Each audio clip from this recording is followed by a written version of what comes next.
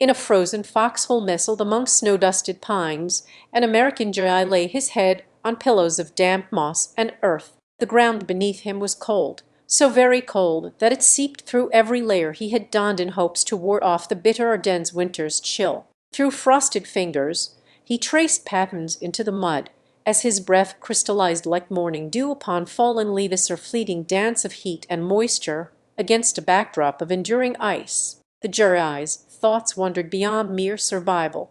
They sought refuge in memories that warmed him more than any fire could on this darkest night, when the battle seemed like an echo trapped inside his mind's earthen bowl, a reminder of a time he yearned to forget. Yet here was Bastogne, wrapped tightly around their feet as though it were trying to protect them from something terrible that had come upon its people once more.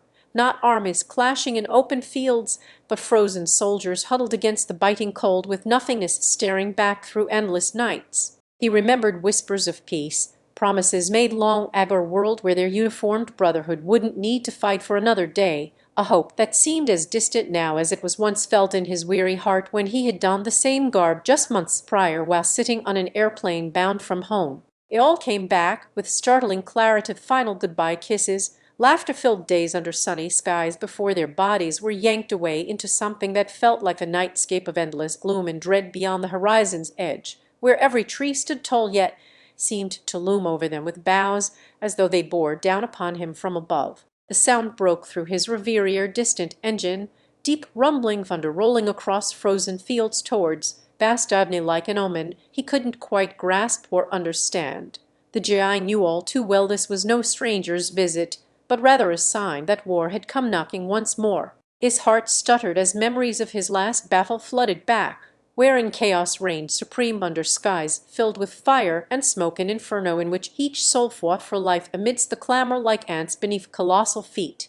Yet this time he was not among them. In Bastogne's embrace stood his unit, unyielding as ever through years of conflict that had tested their mettle and spirit, or testament to a brotherhood forged in the crucible of shared trials, where each man knew how it felt when they fought side by side. Yet now here was silence among them all, and though he could see his comrades' faces etched with fatigue, frozen lines that spoke volumes about what their bodies had endured and survived, it wasn't just cold nipping at the back of their necks, but something far more penetrating, a chill creeping into every layered bone. The GI closed his eyes against snowflakes, each one seemingly imbued with an essence that whispered tales of lives lived and lost in this very place, or history not written on paper but etched upon the earth itself, frozen moments where time had been suspended between battles fought during daylight's watch or as night swallowed them whole. Here was Bastogne, a symbol both to what they endured together through so many winters of war, and how each man carried his own private burdens within him, a maze constructed from fears that would never truly be conquered nor forgotten. Yet here he remained in this frozen foxhole with only the echoes for company. The GI opened one eye to find a beam of moonlight casting its ghostly silver across his uniform, as if trying desperately not to let go, a reminder that even amidst darkness light finds ways through cracks in our armor and reveals truths we refuse too often see. It was here he pledged himself once more, a silent vow whispered against the biting chill of Bastogne's frozen night, where nothing could penetrate his resolve, or silence that gnawed at him like an insatiable hunger for warmth, or longing to feel something other than this cold, dark embrace. He drew in a shaky breath through pursed lips as if it would somehow fill the void inside. Yet all he found was frost on his cheeks and ice beneath fingertips that struggled with each motion of as he lay there. The memories came back as waves crashing against shores within him, stories told by brothers in arms who shared tales under fire or laughter in moments away from danger's edge. They had been his family now that many were gone, and Bastogne was just a name on paper. The ground beneath seemed to shift, not with the earth's movement, but as if it remembered each step taken by those long-gone warrior men who fought for freedom or love enough to risk their lives within these frozen confines of Bastogne during its siege in winter 1944 amidst a relentless and unforgiving battle. His mind wandered back, past the barrage that had once forced them into huddled masses, seeking shelter from artillery's wrath. He remembered friends who were no longer with him, flesh returning to earth in bodies as cold and lifeless as this snowy tomb they found themselves lying upon. Bastogne's chill was a constant companion, the biting frost that nipped at his face when it brushed past during those first few days of being encircled by enemy forces. Stillness had become their only ally for survival, where even breath could be heard as an eerie whisper against snow-covered ground. He remembered one evening, long after the siege ended, and they were finally relieved from Bastogne's hold, a moment of shared relief that gave way to laughter when he recounted tales about another soldier who had joked with them during a particularly trying time. Their humor was what carried him through days where food lines stretched on for miles, men falling ill, and the constant fear of being discovered. Bastogne's frozen earth became not just battleground, but also classroom under enemy watch, as they learned to read maps by candlelight while plotting escape routes or studying tactics in whispers that could easily be overheard above their heads, or grim education for men seeking the warmth of home and hearth. His thoughts drifted further back, recalling an instance where he had found a lost child wandering Bastogne's streets amidst chaos. His instinct to care led him down alleyways that held secrets not even shared among trusty comrades, a reminder of humanity's core in the heart of war. A moment when compassion broke through fear, and he was able to restore a sense of hope for both himself and others. Bastogne had become more than just place names on maps or stories told around fires, but also moments that defined who they were, a testament even now as snowfall blanketed their frozen grave. The Juri's breath formed misty tendrils in the cold air, each exhalation a ghostly echo of his former life, where he had dreamt not just with eyes open, but also visions painted across night skies above Bastogne, a place that once teemed with promise and opportunity now seemed as distant as stars. Memories wrapped around him like threads in the tapestry of time, each thread a story intertwined into this shared history where individual lives became part of something greater than themselves. Their bond was forged within frozen walls during days when cold bit through flesh to reach blood that had yet to cool from anguish. The night wore on as Bastogne's silent sentinels watched over the sleeping soldier.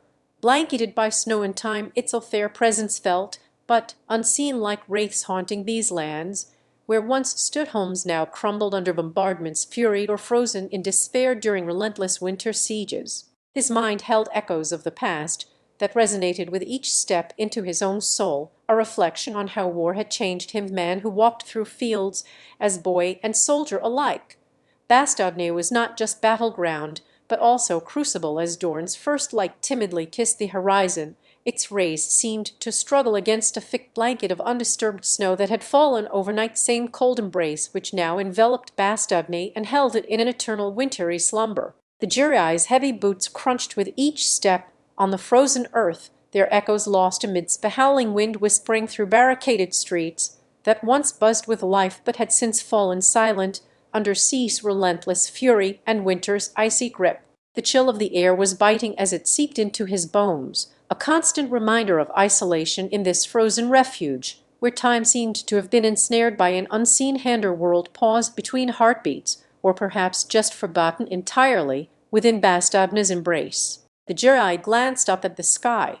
It was still adorned with stars, yet they felt distant and cold on his face, as if their light had somehow been dimmed along with the warmth of humanity that once danced beneath them during brighter days, now turned to gray shadows in memory. He remembered a time before a Bastogne where laughter rippled through air thick with summer heat, and dreams spun like vibrant threads, weaving together into an intricate tapestry of youthful innocence that had long since faded from the present canvas. Now all he could find was dusty echoes buried beneath layers upon layers of snow. The frozen sentinels stood guard over him with a silent grace, as Bastogne's history encased its inhabitants in an embrace both protective and remorseless, for it knew too well the price paid by their blood-soaked soil, where homes had once crumbled under airborne fury or succumbed to frostbitten despair. The Juri's breath became visible as he drew a deep lungful of this frigid atmosphere. His own misty tendrils joined with the invisible threads that bound him inextricably here, where every exhalation seemed an act against nature's design itself for defiance, to keep warmth and life from succumbing entirely within these cold confines. His footsteps were a rhythmic cadence of survival as he journeyed through Bastogne's silent corridors, where artillery rounds had once been the harbingers of nightly terror, no mute witnesses to his solitary march across this desolate landscape that seemed frozen in time. Each step forward was a deliberate effort against an invisible weight pressing down upon him from both above and within. Bastogne's oppressive chill had seeped not only into the ground, but also deep into the marrow of everyone who dared to call this place home. Even he, once just another boy amidst his companions, now scattered like autumn leaves carried away by unforgiving wind. The G.I. paused for a moment in contemplation before turning back toward Bastogne's frozen walls that had become both sanctuary and prison. Within these stone boundaries lay the heart of resistance, our crucible wherein his soul was tested, molded into resilience through battles fought not just upon open fields, but also against personal demons. His mind wandered to faces now absent from this world that had once held them close as brothers in arms.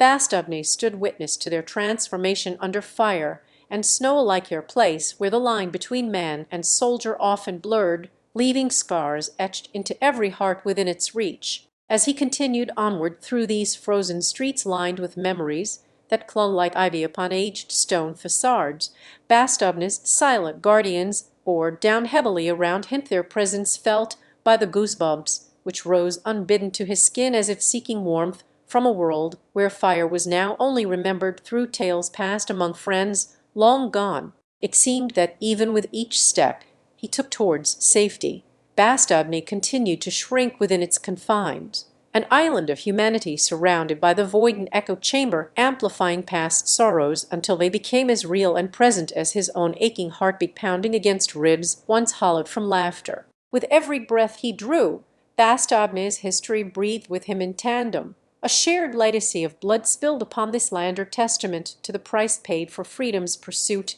and an enduring reminder that even amidst snowbound fields where life seemed futilely held at bay by nature itself, the G.I.'s thoughts found solace not in what passed in Chapter 4 of his journey through Bastogne's snow-laden heartache and brotherhood forged in conflict. John found himself ensnared once more within its chilling embrace, as he ventured deeper into memory's frosted labyrinth on a crisp December evening. The golden light from the setting sun filtered down upon him like liquid amber, illuminating his path through Bastogne's narrow lanes and forgotten corners where time seemed to stand still in eternal twilight, reigning over every cobblestone beneath tired boots that had trudged these streets more times than could be counted. John's thoughts often wandered back, not with regret, but a pensive reverence for the shared humanity experienced here amidst battle's cruelty and camaraderie alike, a place where his own heartbeat mingled indistinguishably with those who had become like kin in suffering. Bastogne was more than just an enclave of destruction. It held a sacredness wrapped around the souls that once called these streets home before they too were claimed by time's relentless march through war and loss. The sky overhead began to darken with storm clouds as John approached what had been his last known refuge, a small churchyard where friends from days long past lay in eternal rest, their stories enshrined among the oaks that whispered secrets on how once there was laughter here beneath a canopy of green now but memories. With each step he took towards this hallowed ground amidst Bastogne's brooding silence, his breath turned to mist before him like prayers offered up for those who had become phantoms in the annals of history, spirits wandering still within these frozen fields where life's fragile thread dangled precariously between existence and oblivion. Beneath an expanse of starlit heavens, John stood atop a weathered stone wall that had borne witness to countless departures, or sentinel over the sacred communion with ghosts whose echoes were felt in Bast's eternal winter wind, which carried whispers from battles fought on foreign sands and distant shores. The past loomed large before him as he traced his fingers along time-worn inscriptions, each letter a testament to the bonds formed amidst conflict, or tangible record of heartbeats synchronized in life's crucible only forged within Bastogne's frozen embrace. As night descended upon him like an old friend cloaked in velvet darkness and mystery, John allowed himself a single tear to fall where memories so often blurred into one another, each droplet mirroring the snow that blanketed his beloved hometown, a delicate shroud enveloping Bastogne's history within its pristine folds. The weight of shared grief pressed upon him as he felt an unbidden kinship with those who had trodden these same paths before, their struggles and sorrows now etched indelibly into the very air that carried whispers from yesteryear's past, or communion transcending time itself. Within Bastogne's sombre sanctum of stone faces gazing down upon him with eyes unseen yet understanding, John sought solace not in what was left behind, but found comfort instead within the embrace of shared humanity that had been carved into these sacred space or legacy intertwined between life and death, where one could almost sense a whispered promise lingering on crisp winter breezes.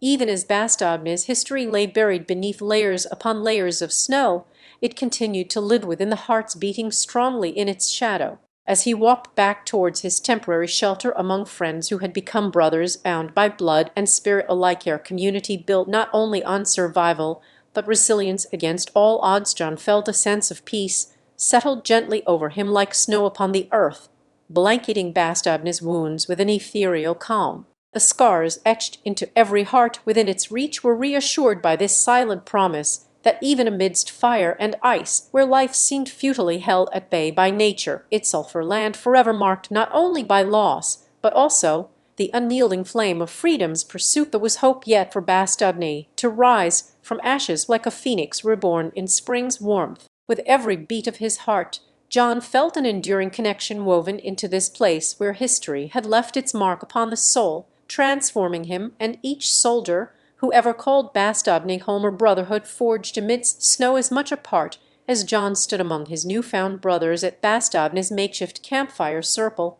He found himself reflecting on how far they had all come since the fateful siege began in late November of '44. The men were a motley crew or blend of soldiers from different walks of life who came together under the banner of freedom and duty to defend Bastogne against German forces during one of history's coldest winters. Yet, beyond their shared experiences on this battlefield lay an even deeper connection born out of necessity for survival in a time when humanity seemed so easily forgotten amidst warfare's fury. The night sky had begun to reveal its stars, by the hour hand reaching towards midnight as John looked up at his brother and fellow soldiers, their faces illuminated only dimly enough that one could see traces of worry in some eyes, but also a spark of shared resilience against all odds. They were huddled closer than usual tonight.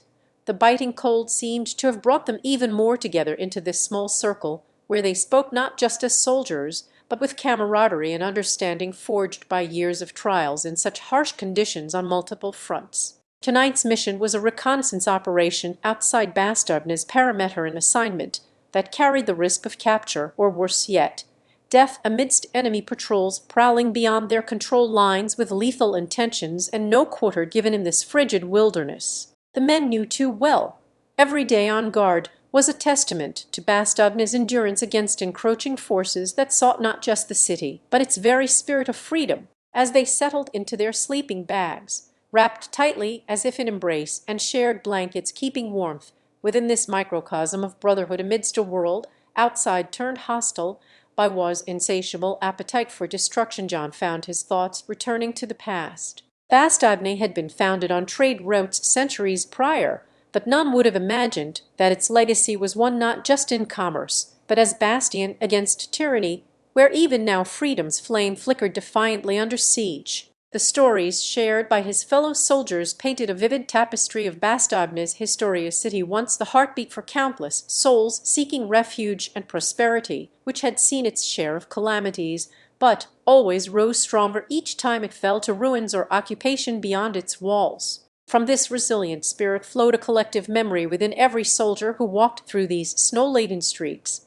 not just the ones whose duty called them here in present times under the commanding eye of General Patton himself, but also those from ages past and perhaps even spirits born on winter winds that whispered tales across generations. As a young boy growing up listening to his grandfathers, war stories passed down through family law and oral histories alike before he joined the fight for Bastogne's liberation, John had always felt an intrinsic pull towards this place or call that seemed as much of destiny intertwined with heritage. The memories conjured images not only of grandfathers who stood steadfast in their resolve to protect, but also echoed through his mother's tales, where Bastogne was both the backdrop and protagonist in stories she had been told since childhood of city that refused surrender even as it lay encased beneath snow. Their voices hushed now, each soldier sharing a moment of silence with John, listening intently to their thoughts on battles fought by ancestors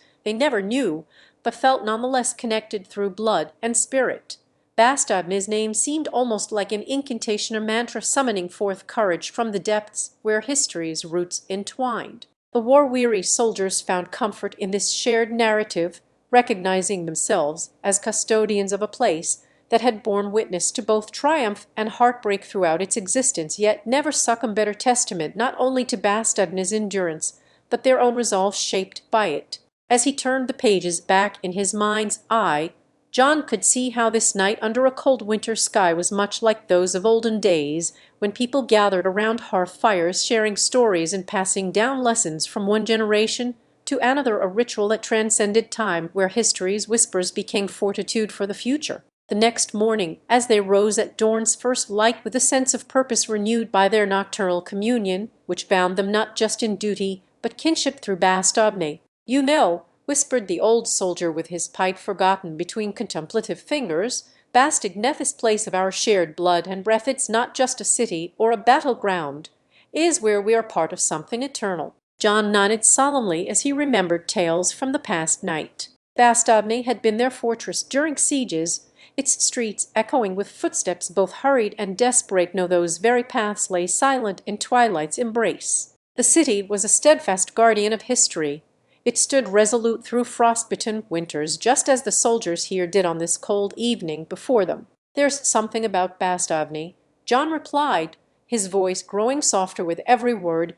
He spoke to William and others who had gathered around an ancient oak in a park once known for its vibrant autumn colors, now cloaked under whiter tableau of endurance, where the past met present. "It's as if it guards our stories, holding them close so we remember why we stand here tonight." William smiled faintly and closed his weathered hand over John's shoulder before leaning back against a bench that had seen more seasons than any living soul in Bastogne could claim. "Aye," he agreed with an air of finality, as if to confirm the truth they all shared within their hearts, or collective memory forged by fire and survival under stars less kind than those overhead tonight. As night deepened its velvet mantle over them, John found himself drawn into tales from generations before him. They spoke of a time when Bastogne was not only surrounded, but encircled in snow or siege that tested the very limits of human endurance and spirit. The voices grew sombre as they recounted losses both unseen by history books and viscerally felt through every layer of their being. Yet, even amidst those stories lay a thread of hope for Bastogne's future resilience, their promise whispered to the wind like prayers in times when darkness encroached. The serenade of shared reminiscences became more intimate as tales wove through laughter and tears, binding them not just by duty, but also weaving strands of kinship into their very beings, or familial tie to Bastogne that no history book could ever fully capture or record. And it was here in the hallowed silence between words spoken aloud, amidst shared heartache for those who had perished and unspoken respect for all heroes past, present, and future within this city's embrace, that John found a sense of peace he hadn't realized he needed until now. As their voices dwindled with the evening breeze that seemed to carry away sorrow as easily as it did whispers from centuries ago, they felt an unspoken understanding between themselves and Bastogne's enduring spirit, her mutual respect for a past honored through stories told around hearth fires, or now in quiet communion under twilight's watchful gaze. In the hush of closing night, when William stood to leave with an air that spoke more comfort than words could ever convey, and John felt his own resolve sharpen like a blade tempered by history's relentless hammering against steel, it was Bastogne itself which lingered in their thoughts. The city had been the crucible for countless lives, each adding to its story through acts of bravery or heartache. It stood unyielding as guardian and home, where bloodlines intermingled with cobblestones laid down by ancestors long gone but never forgotten. As William's footsteps faded into the distance, or distant echo among Bastogne's time-worn pathways, John remained seated for a moment longer under the cloak of nightfall that had drawn its curtain across this chapter in his life. Inwardly he vowed to carry Bastogne within him, as if it were an amulet against forgetting, a promise made with each heartbeat and every breath taken beneath these enduring streets, where history sleep. As William's footsteps faded into the distance, ere distant echo among Bastogne's time-worn pathways, John remained seated for a moment longer under the cloak of nightfall that had drawn its curtain across this chapter in his life. He closed his eyes and allowed himself to drift back through memories where he felt most at home amidst whispers from centuries of cobblestone streets, whispered tales, carrying away sorrow as easily as they did secrets on the wings of time.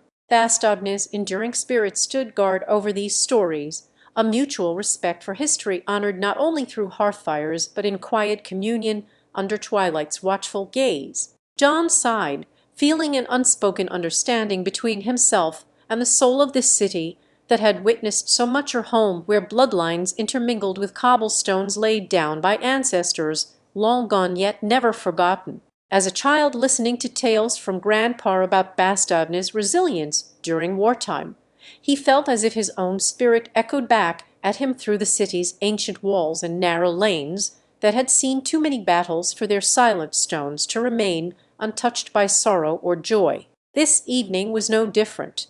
Twilight beckoned John once more into Bastogne's embrace, promising solace as a cloak woven from the threads of history itself settled upon his shoulders like comforting warmth on chill nights past, when he too had sought shelter under its protective gaze. With William now gone and silence reigning in their shared quarters or sanctuary once bustling with laughter that filled every crevice, echoed down each hallway of the old Bastogne home, where they were raised together as brothers by blood and bond. John sought this solace alone to remember what it meant for him personally. The night was a canvas upon which memories painted themselves in hues both bright and sombre. His mother's gentle face, forever etched into the backdrop of Bastogne's history, with every story told by candlelight during long winter evenings when snow blanketed their world like white on black. Her voice had been a lullaby to ease him through sleepless nights, and comforting in times where shadows crept too close, threatening the very fabric of his spirit, which Bastogne's enduring presence fortified against with every tale spun from her lips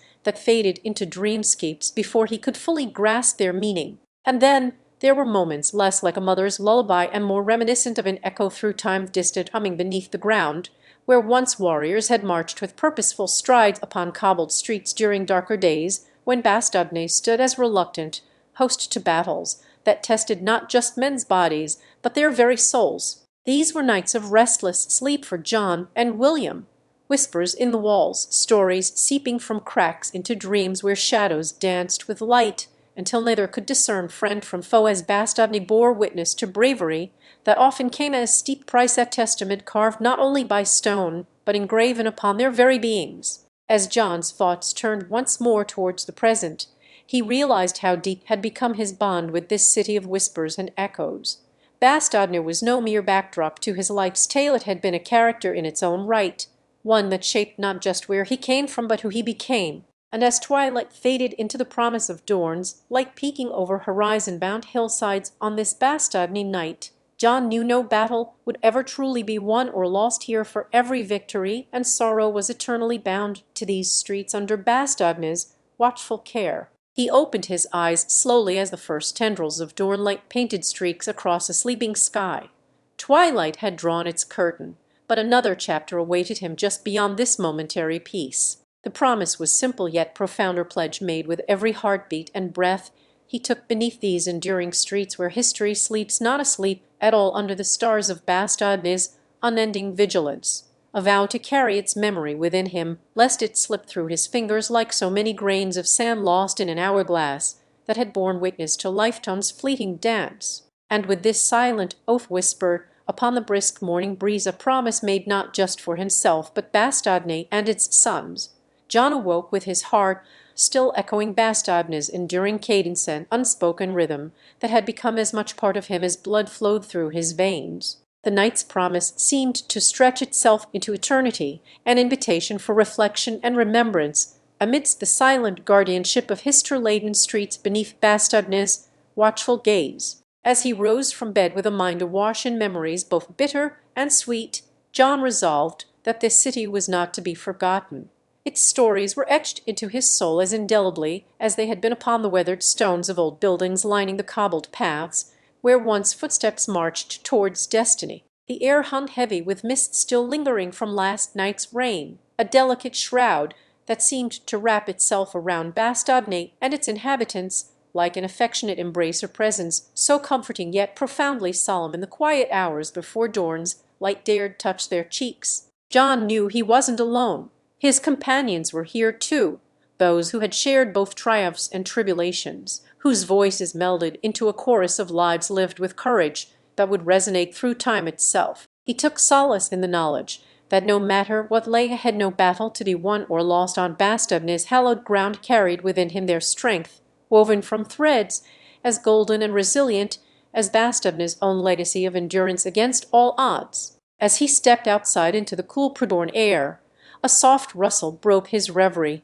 It came first in whispers, then grew to an orchestra chorus of awakening birds heralding the birth of day with songs as pure and clear-eyed as any hope that had ever reached Bastogne. John's breath formed transient clouds before him, disappearing into the mist just like his fleeting doubts upon waking up to this city's timeless embrace, a reassurance found in nature itself echoing back through an unchanging bastion of history and heartache that had become a sanctuary for all who sought refuge within its ancient walls. Bastogne's morning air held the tangible weight of memories. Each street corner whispered secrets to those willing enough listeners, stories not solely his own, but shared with every soul whose life ebbed and flowed through this city like a river carving canyons in its relentless passage. With solemn determination fueled by the remembrance of past sacrifices, John set forth on today's quest for understanding, or pilgrimage within Bastogne's sacred geography, where each step forward was also an homage paid to those who had once walked here before him,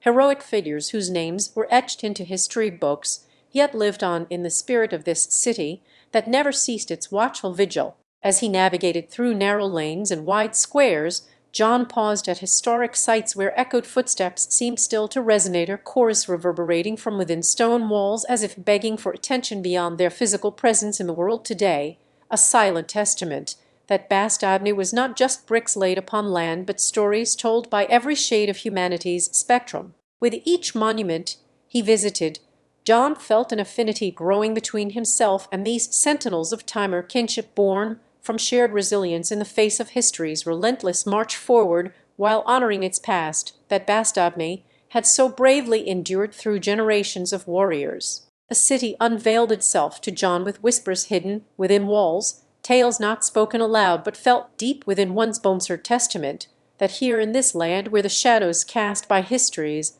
long arm did not fade into obscurity. Instead they danced beneath Bastogne's perpetual twilight. His eyes traced lines of time across weather-worn facades, as if he could see through to a distant, sepia-tinted past or tableau vivant, where the threads of his own story intertwined with those who had laid their lives upon Bastogne's soil before him, an endless tapestry woven from sacrifice and survival. John found himself in front of the Hôtel de Ville, a structure that bore witness to countless gatherings, or place where the pulse of Bastogne's heartbeat seemed synchronous with his own, as if it too had been privy not just to history, but also its very essence, an edifice standing firmly rooted in time's embrace. Here he paused, allowing himself a moment. John found himself in front of the Hôtel de Ville as twilight cascaded over Bastogne like a gentle shroud, wrapping it all with an ethereal calm he hadn't felt since Dorn's arrival. He traced his fingers along the ornate balustrade. Each carving seemed to whisper tales not spoken, but deeply etched into history itself, a silent symphony of resilience that reverberated through John's soul, a shared melody humming with every heartbeat in Bastogne since time immemorial. The Hôtel de Ville stood unyielding amid the shifting sands and chilling breaths of history's wind, its proud pillars as steadfast guardians against oblivion's relentless siege. John stepped through heavy oak doors that creaked a melancholic tune or harmonious echo to Bastogne's own song of endurance and fortitude in the face of war's cruel tempests, where every stone was imbued with stories steep as fine wine from centuries past. Inside this grand edifice that had hosted countless faces, filled with hopeful eyes or weary souls seeking solace amidst uncertainties, John felt a gentle hand press his own, touch of one who too sought to understand the city's heartbeat. He understood it well. They were two hearts now bound by Bastogne's spirit that transcended mere presence in its physicality, but lived within this shared space where time seemed suspended, and history danced freely beneath twilight skies, with every breath of wind carrying whispers from ages long gone yet ever present, wandering through halls lined with portraits whose subjects' eyes flickered across the decades like candles in a perpetual Mite-Foiler tableau vivant, where heroes and history's unwilling hosts mingled. They became more than mere figures to John, but as kindred spirits on an eternal pilgrimage. Each portrait seemed not merely painted faces of flesh and blood, but embodiments of Bastogne's enduring will. The city itself had become alive through these silent sentinels that stood witnessed by time's incessant march, a testament to survival against insurmountable odds, like unyielding oak doors weathering seasons. In one room where echoes of past council debates resonated, as if the very essence of Bastogne's spirit was still present, debating strategies and decisions that had shaped history's course in this bastion of resilience, John found himself drawn to a particular portrait. It depicted an elderly gentleman with eyes reflecting both weariness and wisdom. As he stood there before the oil canvas, his heart ached for the solace Bastogne offered its people, balm that time could not erode or memory fade within this sacred place of remembrance where every stone was a verse in history's enduring song. John's gaze moved to another painting beside it. Here lay an image of women, their hands interlaced as if weaving together the city's strength, with each other a tangible manifestation that Bastogne had been shaped not only by men, but also its steadfast matriarchs. Their visages spoke volumes, without words, embodying a shared resolve and enduring spirit which even now coursed through their descendants veins as they strode along the cobblestone streets of this city that never slept a perpetual dance with history beneath twilight skies, where darkness was but an illusion. Leaving the H.L. de Ville, John found himself drawn to a nearby park lined with elm trees, whose leaves whispered tales as they swayed in the gentle breeze. Bastogne's own breath seemed woven into their rustling foliage, a silent symphony of nature's embrace that cradled history and memory within each leaf, every acorn a vessel carrying letters 0ds Bast stories. The air here was thick with the scent of earth after rain. It had once been where soldiers found respite before returning to their battle-snow, an oasis for reflection in Bastogne's undying heartbeat, as time ebbed and flowed around him like water finding its course through ancient rivers. He walked along a path that snaked towards the city's edge, his footsteps echoing against silent stones bearing witness to history, untold her journey where every step was an homage paid in memory of those who had defended this land under siege. Bastogne itself seemed almost sentient, as if imbued with a soul that spoke not through words but actions. Here, at the precipice, as John approached the edge of Bastogne, where shadows blend with twilight's last hues, he paused to take in his Cicero. Unding's same elm trees that had once cradled soldiers now provided him an unparalleled solace for reflection. It was here, at this very precipice, their journey came full circle. The land itself seemed a guardian of history's echoes, its presence strong enough to touch one's soul and guide them back through time. The air had grown cooler as night approached, when he noticed something peculiar nestled among the roots, a small metal box weathered by years, but still bearing inscriptions from an age past. To Bastogne's children, may this serve you well. It seemed to pulse with a warmth that transcended its cold exterior. Curiosity piqued, and hands, trembling slightly under the cloak of nightfall's embrace, John carefully opened it, unveiling a bundle of yellowing letters, tied together by frayed ribbon. Each missive contained tales from soldiers to their families back home, a heartfelt connection across war-torn distances. The contents resonated with an intimacy he had never known before, as if the very fabric of history lay within his grasp, whispered through ink and time on fragile paper that now crinkled at the edges from decades worth of holding on to hope. He read about a young nurse named Anne who brought laughter to convalescent soldiers by sharing stories with them during their darkest moments. She once remarked, "In Bastogne's embrace lies strength and courage, traits that outshine the cruelty which we fight against." Her words were as relevant now in his heart as they had been back then. The letters continued to unravel tales of camaraderie between men from diverse backgrounds who found unity under Bastogne's sky, a place where divisions melted away and shared purpose reigned supreme until the siege lifted, a time when humanity stood tallest against adversity's cruelty. John sat beneath the elm tree as if it were his own grandfather had once done on similar evenings.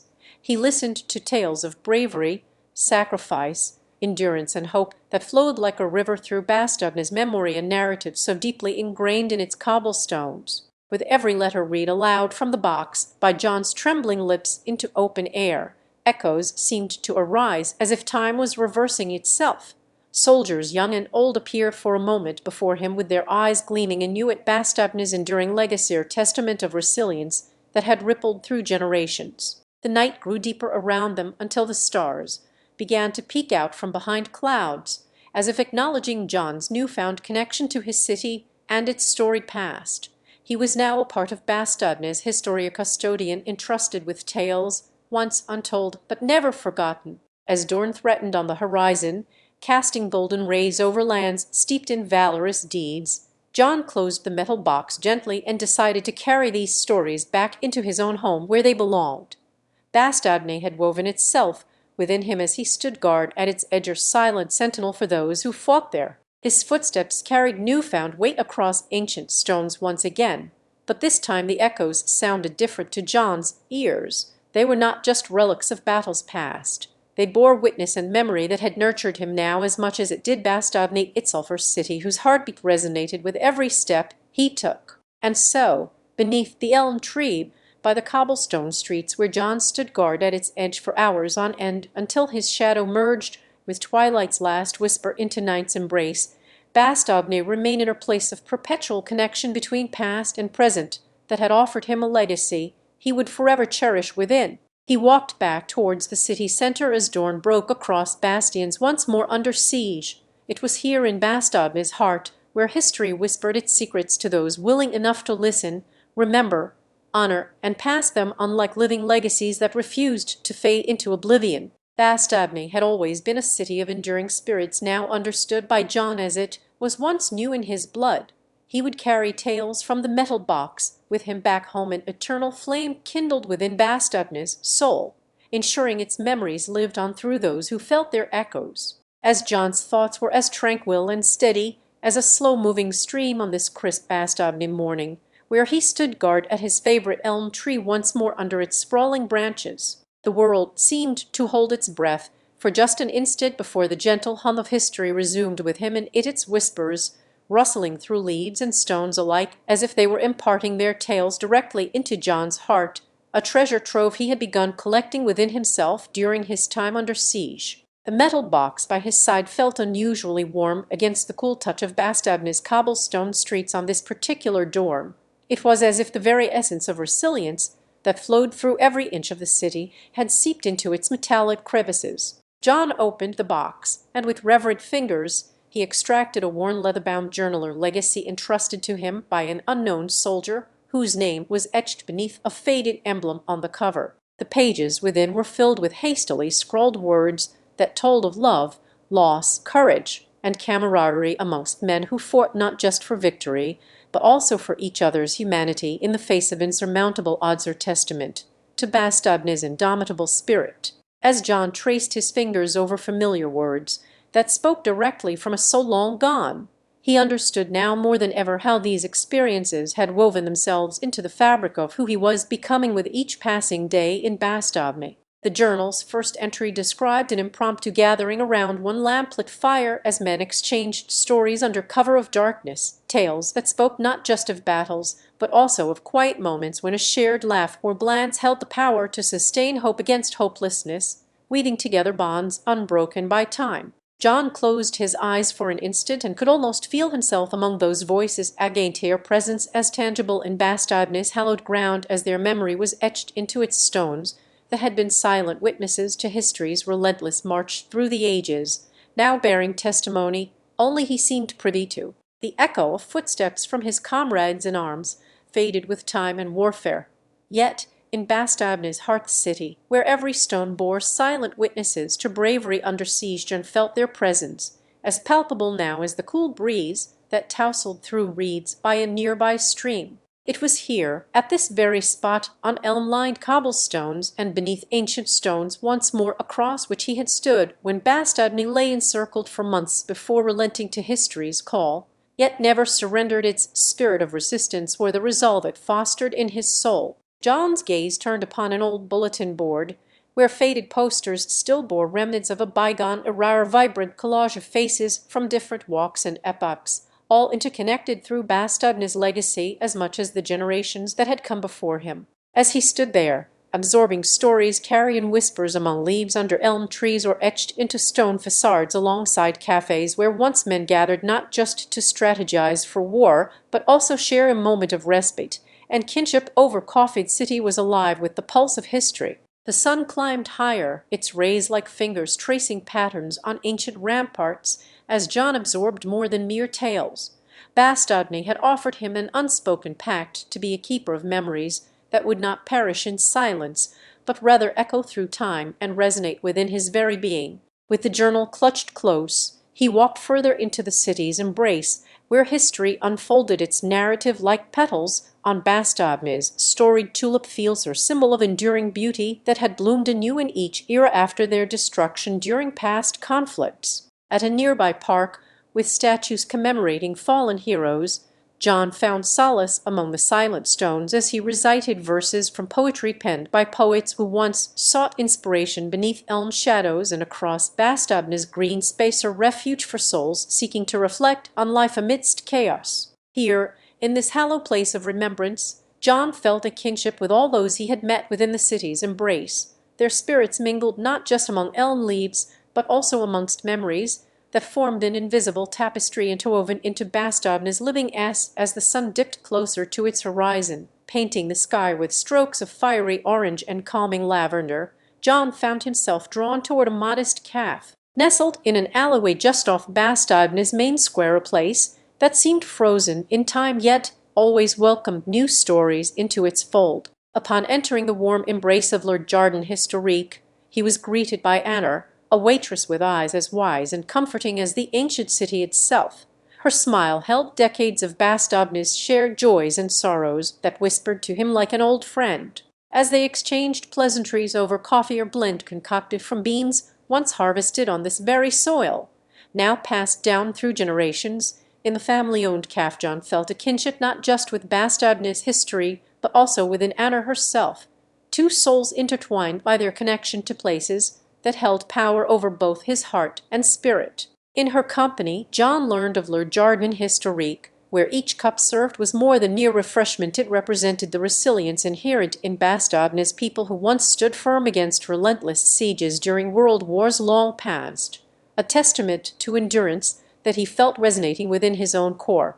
As Anna narrated tales of her grandparents, soldiers returned from battle only months before, and how they had brought stories back along with their comrades, sagas now preserved through the very coffee beans she served in this cafe, where once a church bell tolled for every fallen hero. These memories imbued John's spirit with an almost palpable sense of togetherness, as if Bastogne itself had extended its hand. The warmth from his cup mingled freely within him, while he listened intently, or feeling magnified by the shared understanding that came naturally between them.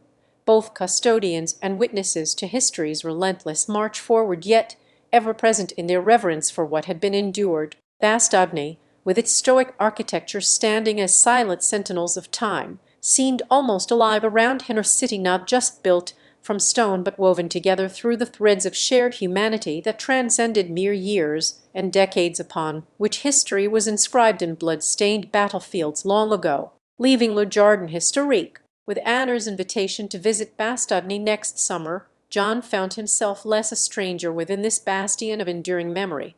Rather, he had become part of its everlasting narrative, a keeper not just for the sake of records, but as an honor bestowed by the city itself upon his very being. Chapter 11 concluded with him strolling back into Bastogne's embrace through cobbled streets that echoed beneath boots and soles, carrying within them tales waiting to be whispered like sacred lullabies from generation to future ear, a place where the past never truly fades but instead gathers strength in every sunner 0 daybreak. The next chapter promised more discoveries as John ventured deeper into Bastogne's heart, seeking not just stories etched upon stone walls or written within leather-bound journals, but to find himself amidst the echoes of history that lived and breathed through him in a city where every breath seemed imbued with tales from beyond time's veil. John meandered through Bastogne's ancient streets under a sky blushing with the promise of dawn.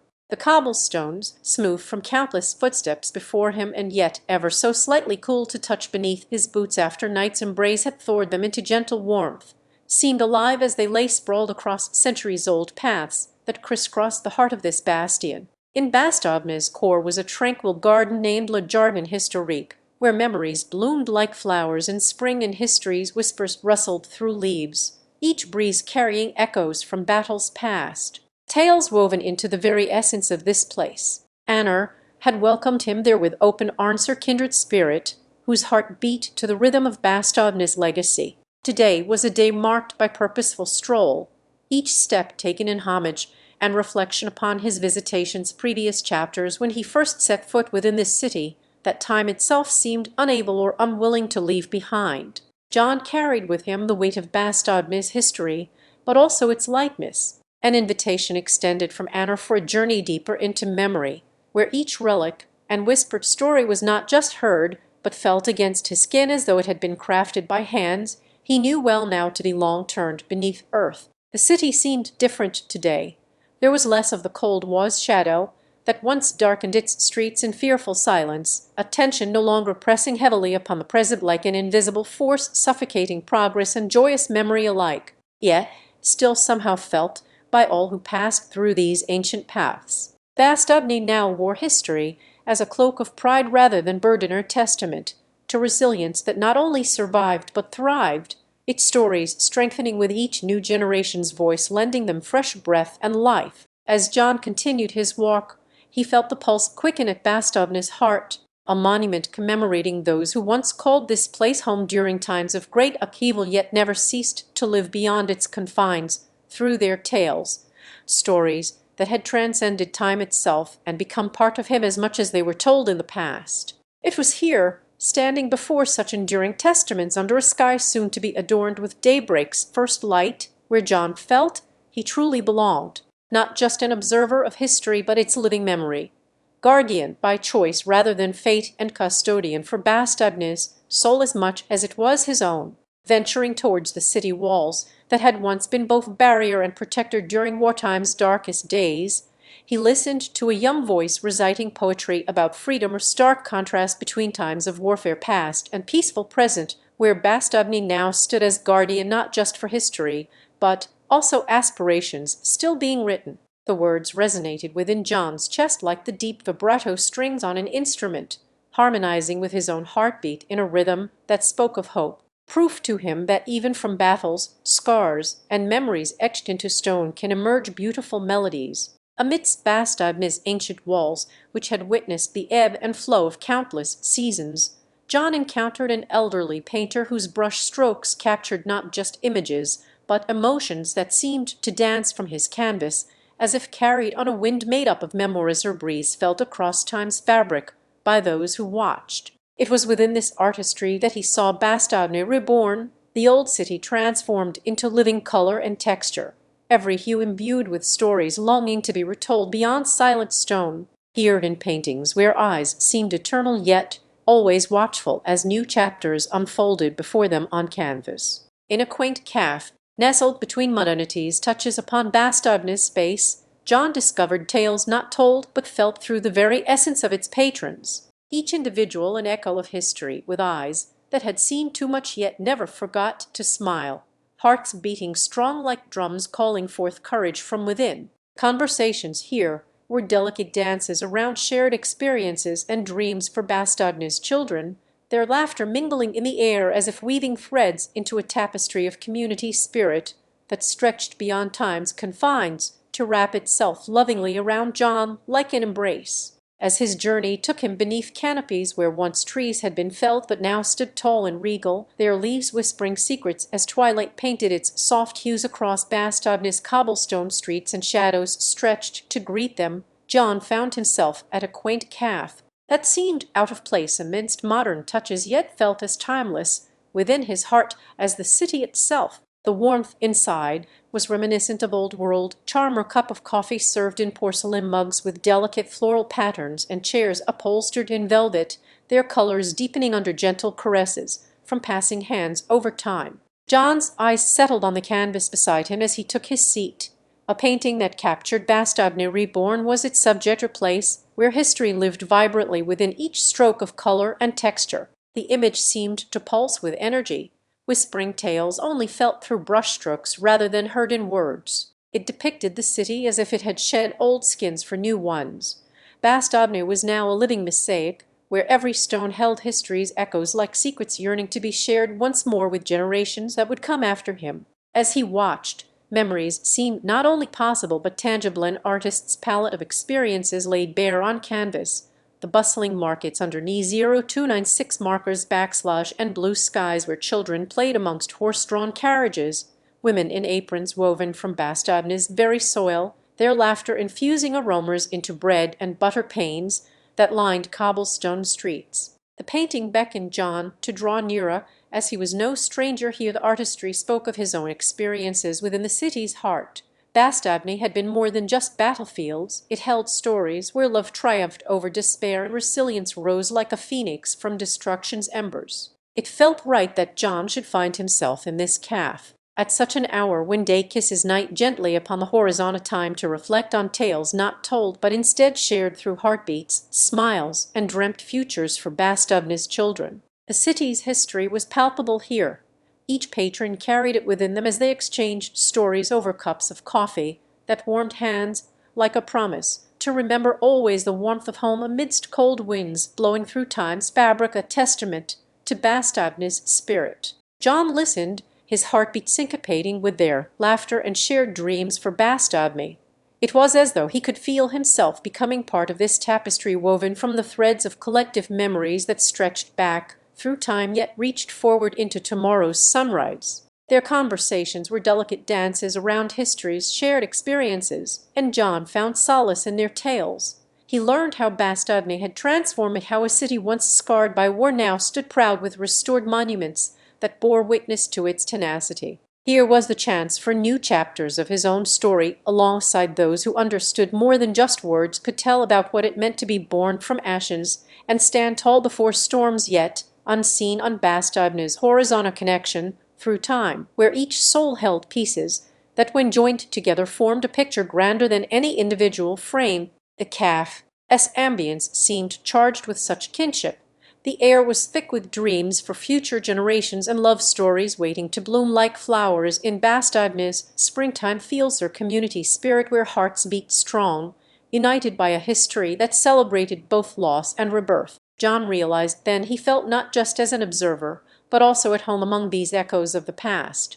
They had all been part of this continuum for their own unique chapters to unfold upon Bastogne's canvas, or city, where each day was painted with possibility, resilience, hope, and joy that flowed like rivers through its heart. As he bid farewell to his new-found companions beneath canopies once felled but now standing tall as guardians of history's embrace, John carried a piece within him, a treasure trove of Bastogne's spirit held close against the cool night breeze that whispered through ancient trees. Their secrets were safe with him, for he had listened to their stories and felt them resonate in his own heartbeat.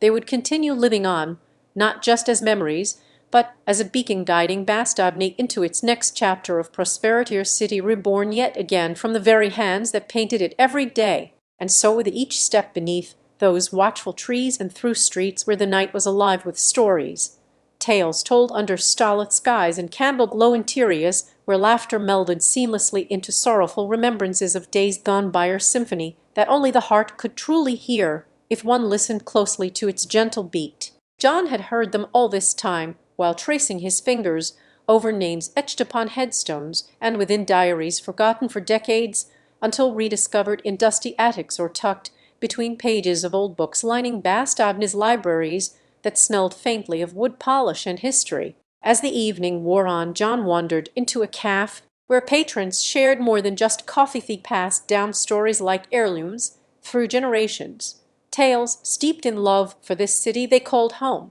He felt himself drawn to an elderly gentleman with eyes that held centuries of Bastogne's history and wisdom, who beckoned John over with a knowing smile, as if sensing the same yearning within him, or call from across time where spirits connected beyond their physical presence in his world. "Come sit by my side," he said without preamble, while they sat together on an aged leather bench that remembered more than it could tell.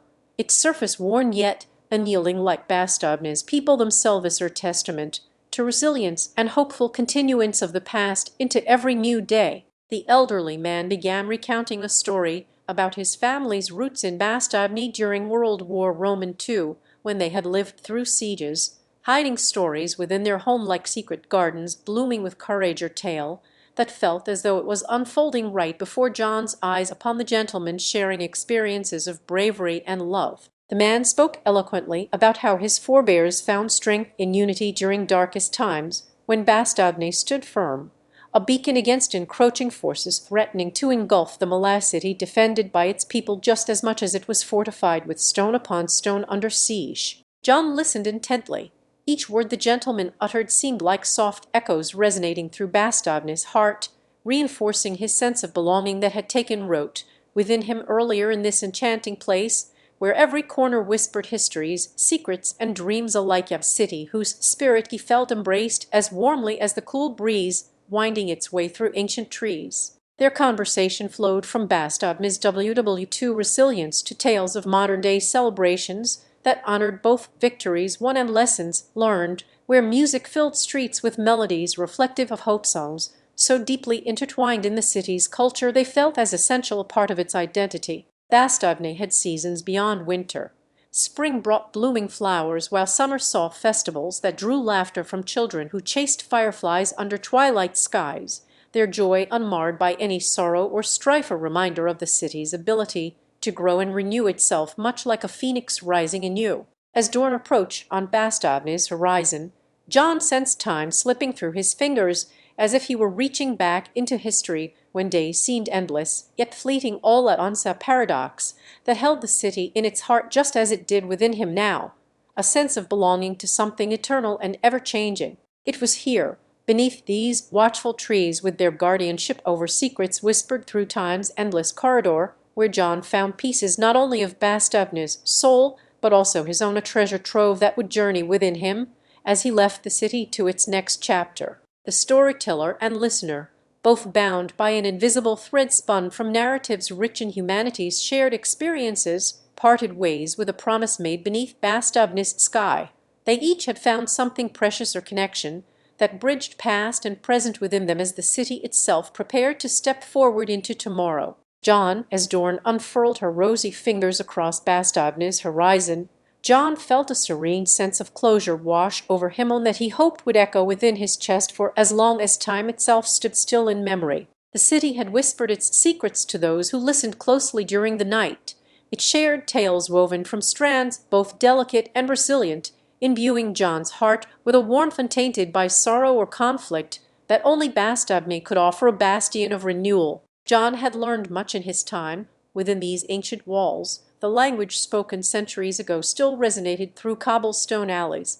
He marveled at how stone and mortar endured, weathering every season's embrace with silent fortitude that spoke volumes to those who paused long enough to hear. On this morning of partings, as Bastogne prepared for another day under the watchful eyes of its guardians, trees whose roots tangled deep into history itself and branches stretched towards tomorrow's skyline, John felt a kinship with these steadfast sentinels that had quietly observed over countless generations. It was beneath their leafy canopy where he sought solace as the final chapter of his journey here came to its gentle close. Bastogne would continue onward without him, just like all living things, though forever evolving yet timeless in essence. The city had imparted upon John a sense that life itself was an endless cycle. One could grow old and wither, but must never cease growing or learning. With each step away from Bastogne's embrace, he carried the treasures, unearthed a mosaic of memories, where laughter had once bubbled like a potent elixir, tales that danced between joy and sorrow on silent lips, as if to say they were but two sides of life's ever-turning coin. The city, with its resilient spirit, mirrored his own strength and adaptability, quality he held dear now more than before this pilgrimage through time's grand tapestry had taken him here. As the storyteller and listener shared one last gaze across Bastogne's storied landscape, they found comfort knowing that their paths were but threads intertwined within a grander narrative, connection beyond themselves, reaching into eternity where time held no dominion over heart or history. John felt an unspoken understanding pass between them, The story was larger than either of them, and yet deeply personal to both, binding him evermore as Bastogne continued its dance with destiny beneath a sky that had borne witness since before his ancestors walked these lands. Within this city, where history's heartbeat could be felt in every stone and whispered on the wind through ancient trees, Bastogne was not just an end, but also a beginning, for both John and the storied past it cradled within its embrace. And with each setting sun that bade farewell to Bastogne's horizon before him as he left her side once more into the world beyond these age-old streets, John knew there was solace in this cycle of ending which only truly marks a beginning, and comforting warmth from knowing his journey here had been but one chapter amongst countless others yet unwritten. As John walked away for the final time to board a carriage bound elsewhere with its head full of Bastogne's tales, City herself seemed to sigh in contentment that she would continue her vigil over history, cradling it close and sharing freely as only one who has lived through countless seasons could. And John, he felt the gentle touch upon his spirit from a place where stories reside beyond words.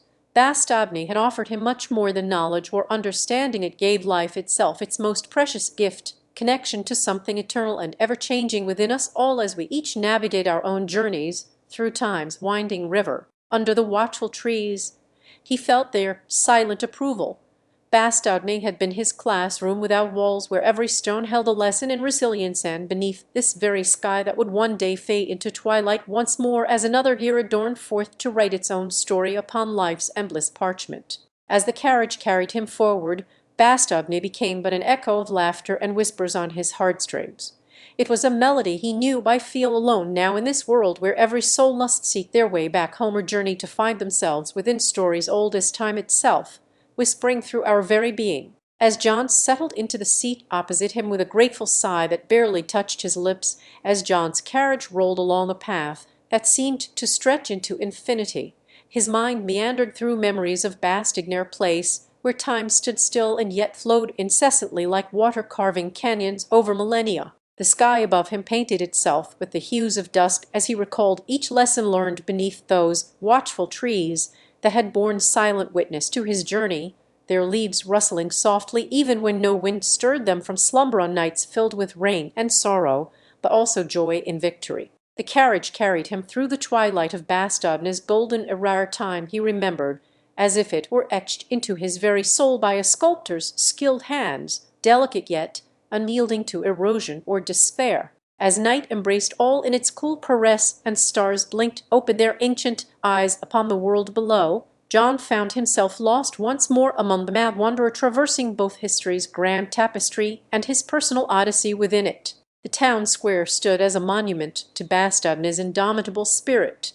Each stone was inscribed with tales of resilience that seemed nearly palpable in the fading light, urging him forward even now, when all others had long since returned from their respective voyages through time's relentless current. The echoes of laughter and melodies, once sung here under moonlit skies, danced within his heartstrings, a symphony conducted by Bastogne itself that spoke to the interconnectedness of every soul who dared embrace life's unpredictable cadence, harmonizing their essence with this ever-evolving narrative. As he settled into a weathered seat opposite an old friend whose face had become as familiar and comforting as family through shared experiences, his hand reaching out to touch the leather worn from countless adventures like his own fingers tracing lines of constellations etched upon night's canvas, was struck by profound reflection.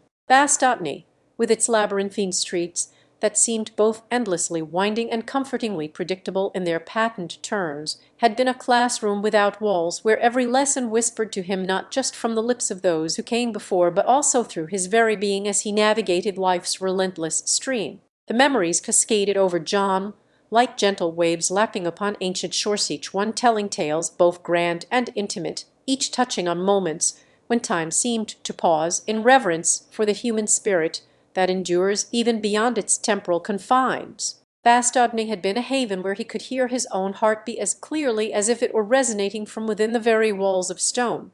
Here, amidst recollections and whispers shared between kindred spirits bound by blood, but also an unspoken kinship born in adversity's crucible forge that tempered their resolve, John closed his eyes against a cascade of sensations that threatened to overwhelm him with the fullness of nostalgia Yet he welcomed them as old friends embracing after long separation. Bastogne's spirit was an embrace in Itzelphone, where every stone bore witness not just to history, but also played host to personal revelations and quiet communions. The intertwining paths through its heart had led him here once more, guiding his journey back toward the essence of self-discovery he sought within tales older than times, beginning, as inscribed upon Bastogne's enduring solar tapestry woven with threads both sombre and vibrant. It was beneath this very sky that John had learned to navigate his existence, finding solace in the constancy of change itself.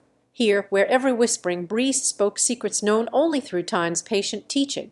As he surrendered himself deeper into memory's embraced journey within, as vital and formative as any pilgrimage across lands that lay beyond his own horizon, John knew Bastogne would continue to cradle history close, sharing its wisdom freely with those who sought connection not just in knowledge, but also the very essence of being. Within this carriage, moving through time's flow like a leaf upon water's surface, or an echo across vast canyons carved by rivers long past, John found himself on his way back to Bastogne, journeying forward even as he looked backward into its depths. The final chapter of one story within life's boundless narrative was about to begin. As John leaned out from that worn seat and took a last look at the carriage receding in the haze-filled distance air in a gentle sigh of wind that seemed to carry with it whispers from ages past, John found himself once again standing in Bastogne's embracer place, where every cobblestone and ancient tree had been silent witnesses to history unfolding beneath the same sky. As he took his first step onto familiar ground after years apart, a feeling of serenity settled over him like morning dew on grass. Here was homecoming not just in location, but spirit. It wasn't long before memories began weaving themselves into tangible shapes around John as the townspeople came forth one by one and without pretense, reaching out with open arms that had weathered many a storm like Bastogne itself endured through sieges of war to come. They shared tales not just in words, but echoes of laughter, tears shed on their doorsteps, during dark times when even the sun seemed reluctant to shine upon these weary souls seeking refuge within each other's company and compassionate hearts. The town square buzzed with an intimacy that only places steeped in history could offer, a place where every calf, church spire, even the very air seemed to hum ancient melodies of resilience played through generations upon this battlefield turned sanctuary for spirits seeking peace. John walked into a warmth he hadn't known was missing. It coursed within him as naturally now as his own heartbeat had done before leaving Bastogne all those years ago, its rhythm syncing with the town's enduring pulse that thrummed like an anthem of survival and hope. One such melody found John at a modest bookshop tucked away in a corner where tales lived not just on pages, but breathed life, a place he had once frequented as a young man, seeking refuge amongst stories told through the eyes of others, their narratives that guided him to find pieces of himself within. The shopkeeper greeted John with an old familiarity and led him down rows upon dusty shelves laden with books whose leather-bound spines held not just tales, but souls, each a fragmentary mirror reflecting the many faces he had become across his lifetime's journey from Bastogne to distant lands. As John perused through memories bound in paper, fingers traced over titles that spoke of love lost and found again under different skies. Each one whispered stories of humanity, of pain endured for joy reaped or wisdom learned at the costliest price. The shopkeeper shared a few tales about Bastogne itself, while John listened intently to every word, as if absorbing them could anchor him more deeply here, in this place where past and present danced together like partners well practiced on stage of history's Mackinger dance that now seemed both new yet eternally familiar. John then found himself wandering towards the old fortress walls surrounding Bastogne. These silent guardians had stood firm against invaders who could not understand their resolve nor respect their place in the tapestry they attempted to weave with threads of conquest and subjugation, or city-state that refused submission, a people unwilling to be unmade. Here was history personified by stone. Here he learned from Bastogne's defiance about strength found not just within walls, but willpower forged in the hearts it sheltered through times when darkness threatened to consume their light entirely. He sat upon an ancient bench near a fountain where children played as they always had, unaware of battles fought and won here, play that knew no boundaries or wars beyond its own imaginings, games in which every child was both hero and homecoming king for one day at least. In their laughter John found the echoes of Bastogne's soul reborn anew with each generation, resiliently celebrating life despite histories written upon them that few could read yet all felt its weight, like a mantle worn proudly into adulthood and bay under testament to endurance. As the sun dipped lower on Bastogne's horizon, painting it in hues of fiery defiance against encroaching night, John realized his heart had found no place within these walls but home. Here he belonged amidst stories old as time and fresh with every new chapter written upon them by lives that continued to unfold. For even nowhere else could one feel quite so rooted in history, while journeying through the personal histories etched into their very being, or sense of belonging where once stood a stranger, lost between chapters yet finding his place within Bastogne's narrative, as if he had always belonged among those tales that wove themselves around him like threads returning to knit back together. As twilight embraced Bastogne with its cooling arms and a symphony of crickets began their nightly serenade, John found himself drawn into an evening that seemed to pause time itself within these ancient walls. The town square had transformed under the cloak of dusk. Each cobblestone street glowed faintly as if lit by captured fireflies, and every window pane held a reflection not just of faces, but souls deeply etched with stories untold in daylight's clarity. John meandered through the narrow lanes where children once, again, played games that seemed to weave magic into the fabric of Bastogne itself, a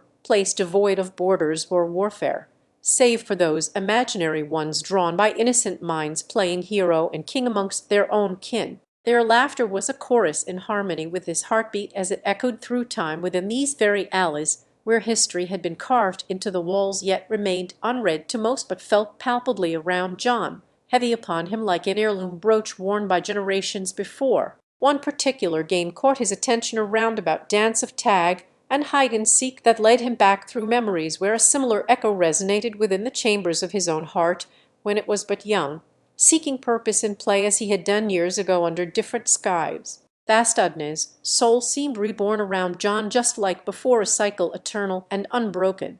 Resilience personified by its people who celebrated life's everyday victories with the same fervor they bore through wartime hardships, their smiles an emblem of survival that even now healed his spirit. As night approached fully upon Bastogne's skyline, John found himself drawn to a small cafe where stories were brewed stronger than Coffer Place, known for its warmth and tales as much as it was for the dark roast poured from an iron pot that had stood sentinel over countless mugs. Inside, he sat across from Marie-Anne, Bastogne's oldest resident, whose eyes seemed to hold more history in their depth than any book could encapsulate, her grandmother who'd witnessed the world change around her, while keeping it constant for those within these walls with tales of yore and wisdom passed down like treasured heirlooms. Marie-Anne shared stories that felt as old as Bastogne itself, yet each word was imbued with a fresh breath from today's reality, or narrative tapestry where the past met present seamlessly within her recounting of life before and after war painted upon these very streets. She spoke not just to John, but through him, their spirits dancing together in Bastogne's ever-present song,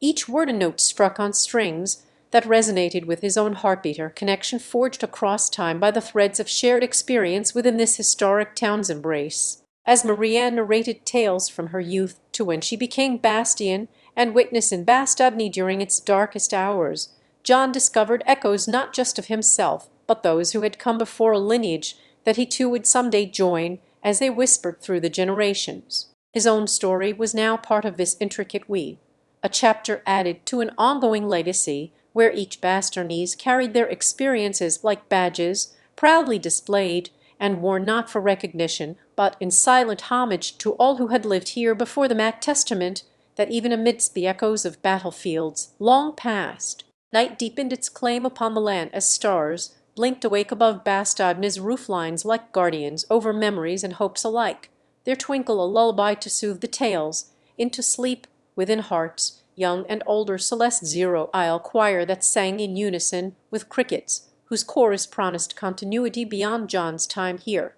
It was beneath this cosmic canopy of shared history where he found his place, not just as a visitor, but an integral thread among the town's own tapestry, a man who had been lost between chapters, now finding solace within Bastogne's narrative embrace like homecoming at last after years adrift in stories yet to be told. His heart knew no bounds, for here he belonged amidst tales as old as time and fresh with every new story birthed by the lives that unfolded before him, a sense of belonging where once stood a stranger navigating between chapters, seeking his place within Bastogne's enduring saga, with each tale spun under Marie-Anne's seasoned voice, underneath a sky painted with twilight hues and strewn across by silvered clouds that mirrored Bastogne's ancient rooflines. John felt himself pulled deeper into the fabric of this storied town's history, a place where every cobblestone was whispering tales as old as time. The very essence seemed to hum with life. Each shadow and light danced together in an intricate ballet that celebrated Bastogne's resilience against all odds, its stories etched into the hearts of those who walked these streets like sacred scripture. It was Marie-Anne's voice or timbre, as warm and comforting as a hearth fire, on winter nights that beckoned John closer to Bastogne's soulful embrace. She spoke tales that wove through the ages, binding him not just in memory, but thread by ethereal thread into the living tapestry of this Belgian gem nestled among rolling hills and whispering windmills. With each word she uttered beneath a canopy punctuated with stars or cosmic choir serenading those who listened, John felt an overwhelming sense that he was not merely recounting stories, but becoming part of Bastogne's continuum, where every echo and shadow held the imprint of countless souls. One evening, as a cool breeze teased at his cheeks through open fields beyond town limits, John found himself in Marie-Anne's circular gathering around an oak table that seemed to have borne witness to generations before him. With wine glasses raised and the air thick with laughter and shared confidences, they recounted tales of Bastogne's enduring spirit, how during desperate times in history, when darkness threatened their very existence, it was here amidst cries for freedom that echoed through snow-laden streets that courage found its truest form. Here were stories where love blossomed like the spring flowers tended by women who had stood resolute against encroaching foes in times when Bastogne itself seemed an island amid a sea of conflict, their strength woven into legends that survived through ages and reborn with each telling across tongues both near and distant. As night settled upon them like the final brushstroke on this shared masterpiece of communal history, John listened intently as Marie-Anne spoke not just from memory, but in reverence to Bastogne's legacy or lineage that had been shaped by every soul who dared walk its streets with hope etched upon their faces. He heard the tales where youngsters running through alleys became unrecognized heroes, forging friendships and allegiances amidst adversity. He listened to stories of old men whose youthful days were spent in Bastogne's embrace, returning as elder statesmen bearing witness to its perpetual metamorphosis. The tales spun by Marie-Anne resonated within John's heart, which now beat with a rhythm that mirrored the cadence of centuries past, and presenter symphony punctuated not only by voices but also by crickets, whose chorus sang promises to him as much as they did for those who had come before. Bastogne was no longer merely land or locale. It became an extension of himself, a place where each step taken on its storied ground drew John closer into the heartbeats that echoed through time, a testament not only to survival, but continuity and belonging in this shared human narrative. As stars continued their vigil over Bastogne's rooflines long after Marie-Anne's tales had quieted, leaving whispers of history as they slipped into the realm between sleeping thoughts, John found solace not just among familiar faces, but within his own spirit, a man who no longer stood on foreign soil. Here was homecoming at last. Bastogne's legacy enfolded him like an ancestral cloak from which he drew strength and warmth as surely as it had done for those before him. In the cool embrace of night, with tales threading through his mind like golden strands woven into fabric against time's relentless march forward, John knew that here, among these storied stones, lay not just a place, but an identity belonging to Bastogne's enduring saga and himself within its ever-unfolding narrative. As twilight descended upon Bast, a hush settled over both land and soul. The air grew cooler against his skin. There was an intimate understanding here, a silent communion between those who had been touched by Bastogne's history and John as he walked its very heartbeat, with every step taken on soil that whispered tales of courage, resilience, love lost in warfare's unforgiving grasp, but also the unyielding spirit to endure. Bastogne name itself seemed like an echo from another time. It resonated within John's chest with a familiarity he hadn't felt since childhood stories of old Europe, tales his grandmother Marie-Anne had shared in the cozy confines of her living room. Now here was Bastogne testament to continuity and belonging that extended far beyond mere geography or politics. It lived through people like him who carried its legacy forward on this sacred ground where so many stood before, fought against tyranny during one of history's darkest winter days in 1944. The evening air was filled with the gentle humming of crickets, or sound that had accompanied John's journey since he first heard it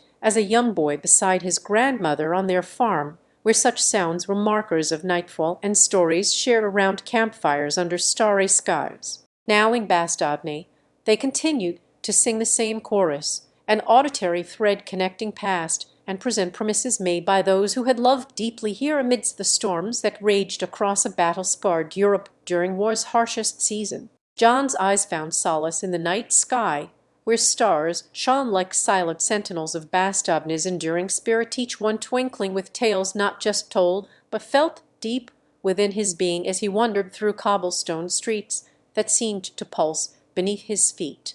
It was here amongst these storied stones and under the watchful gaze of constellations named after heroes where John found himself no longer adrift on foreign soil.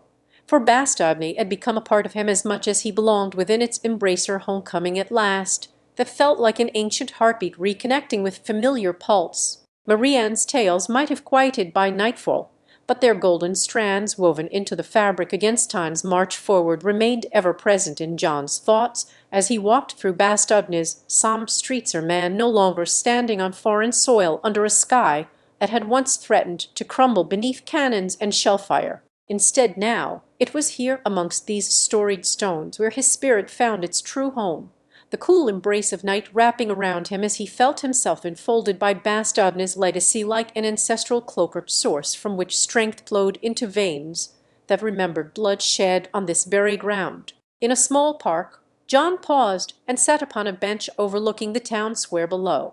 His fingers brushed against chill stone as he closed them around crisp pages of notes taken during Marie-Anne's tales, her tangible connection to history that lived not just in stories, but also within these very walls. Bastogne had gifted him with an identity now, a belonging so deeply rooted it seemed like blood drawn from the earth itself. Here was his legacy as well, and of all those who called this place home through centuries past, or shared narrative etched into cobblestone paths walked by weary feet seeking solace. He thought back to how Bastogne had become not just a testament to survival, but also continuity, for within its heartbeat was the unspoken promise that even in winter's grip, when shadows threatened darkness at every turn, resilience and spirit would always triumph over despair. And as John sat there underneath Bastogne's watchful stars or constellation map of memories above him, felt his own heart echoing with the enduring saga that was not merely about battles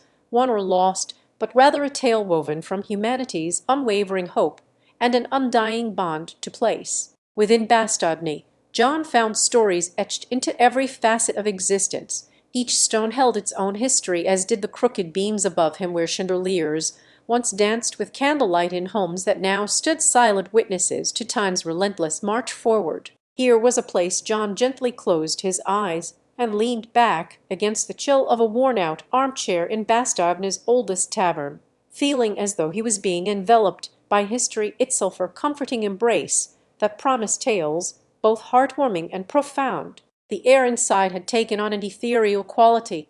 It seemed to hum with the echoes of countless conversations about love found in loss, courage born from fear, and fortitude forged through hardship. He felt a kinship here, shared lineage that transcended time itself.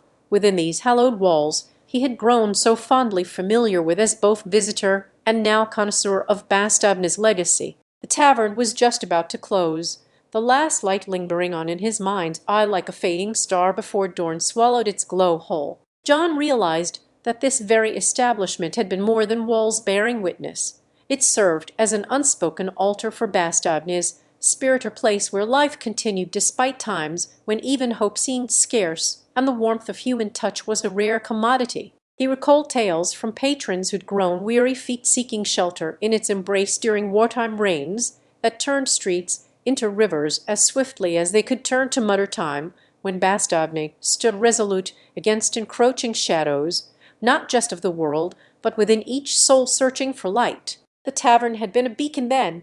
It was now where he found himself standing on common ground with those who passed through its doors in both war and peace. Walking towards Bastogne's central square as twilight painted everything golden, John felt the cobblestones beneath his feet like old friends, or language of shared experiences whispered between bricks weathered by seasons, but never forgotten. In this historic heartbeat, where resilience thrummed through every stone and beam stood testament to Bastogne's unyielding spirit, he found an anchor for himself in a sea that too often felt so vast and relentless. Amid the fading light of day, John watched as children played on ancient ruins turned playground, or delicate dance between past and present where history's grip was tender yet unyielding to time's passage. Their laughter rose like a melody over Bastogne itself.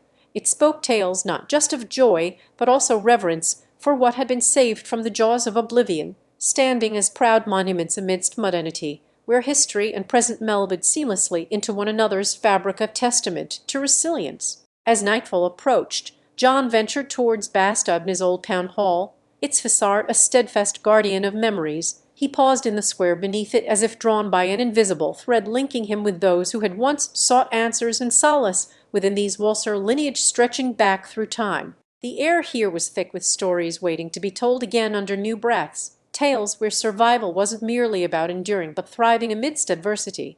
Bastogne's spirit shone like a lamp in the darkest of nights for those who had nothing left, or guiding star that led them home. Within these very walls once again he felt his heart synchronizing with an unbroken chain stretched across eras where each soul carried its own Bastogne within. It was here beneath stars and stories intertwined on cobblestone paths worn into being by the echoes of humanity's footsteps. And as John stood there quietly embracing a world that felt both foreign yet frighteningly familiar, though this story had been waiting for him to discover its end in Bastogne's heartbeat all along understood, with an embrace from those who walked before and beside him through life's trials, within the walls of his home. The night carried on as John made peace between two worlds where he was both spectator and participant to Bastogne's undying saga.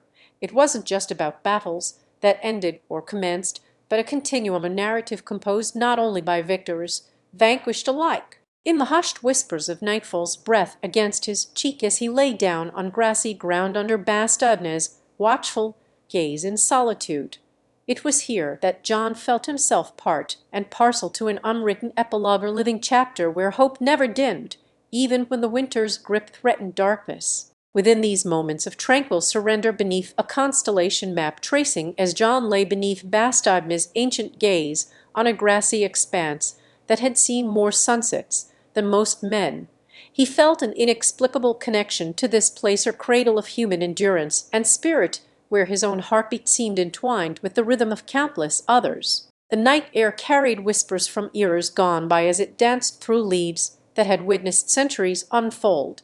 Each rustling leaf was a note in an eternal lullaby composed by Bastogne itself, its chords strung along cobblestone paths where once the blood-soaked boots of warriors echoed. It wasn't until he closed his eyes and allowed himself to become one with this tableau that John realized what lay before him, a tapestry woven from threads both sombre and sublime, a place transcending time where every pebble on the ground was a testament to resilience. A warm breeze tousled his hair as if inviting him deeper into Bastogne's embrace. He accepted with no hesitation, for it felt like homecoming, a return not just in space, but through limpid zero-gees of shared humanity etched upon the very land itself. As sleep beckoned John forth to realms beyond his own understanding, and yet as familiar to him now that Bastogne had laid bare its soul within his heart's chamber, he surrendered himself wholeheartedly into a dream where each memory was not just stored, but live or living history under the stars.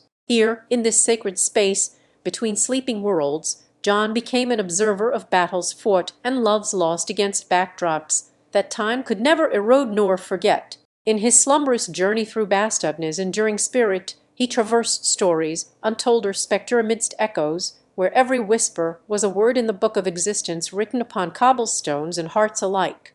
Each stone beneath him spoke volumes without uttering a sound. There were tales here that made even his own life seem as but a fleeting shadow on Bastogne's enduring canvas, yet he found solace knowing these shadows danced together to create the light of this place's unique essence-air symphony where every note was felt before heard and each melody imprinted upon memory. John became part of an intimate narrative that stretched back through Bastogne's veins, his own story weaving seamlessly into its historic fabric as though the past had always been a prelude to this very moment under twinkling constellations. He was both guardian and guest within these hallowed grounds. The night unfurled around him like an endless scroll of starlit tales, each one more compelling than the last or celestial script where Bastogne's narrative continued without pause for breath or beginning. As hours folded into themselves in a tender embrace, John drifted through scenes painted with both valor and vulnerability. He was there when walls of stone bore witness to human courage, as well as despair a silent sentinel amidst the chaos where hope persisted against all odds. He saw love bloom like spring flowers in defiance of winter's chill, a vibrant testament that even under siege Bastogne remained evergreen with spirit and compassion for its inhabitants. He felt this pulse beat through his veins as if it were the very blood coursing within him. With every step taken on earthly paths worn into history's embrace, John discovered himself not just at a place, but in an age where time held no dominion over fate or memory, where Bastogne's heartbeat was both his own and that of generations intertwined across the chasm between epochs. The past whispered its truth through rustling leaves as if to remind him that within this land he had always been a part. Here in these moments, beneath night's watchful ire, silent sentinel himself amongst stars above and souls around.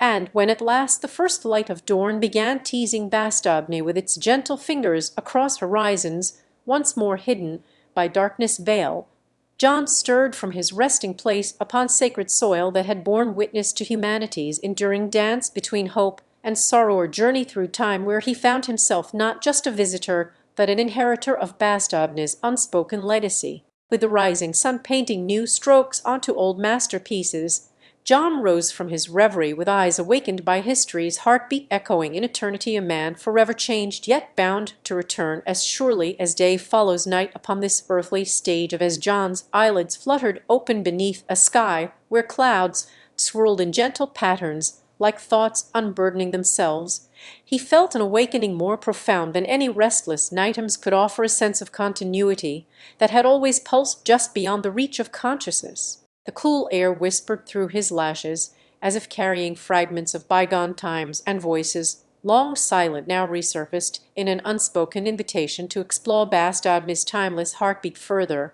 beckoning him with a hand that seemed both ethereal and concrete beneath the morning dew. The familiar scent of earth mingled with remnants of history, a potpourri, where every leaf bore testimony not only to seasons, but also to stories untold for generations, tales as much about humanity's endurance through warfare and peace alike in Bastogne. With each tentative step upon the hallowed ground that his ancestors had once trodden with weary yet defiant feet, John felt an intimate connection woven into these very paths where history seemed to bleed into personal memory, a tapestry of life's myriad threads interlaced in a shared human experience. He found himself before the ancient walls that had stood as silent guardians over countless lives and stories.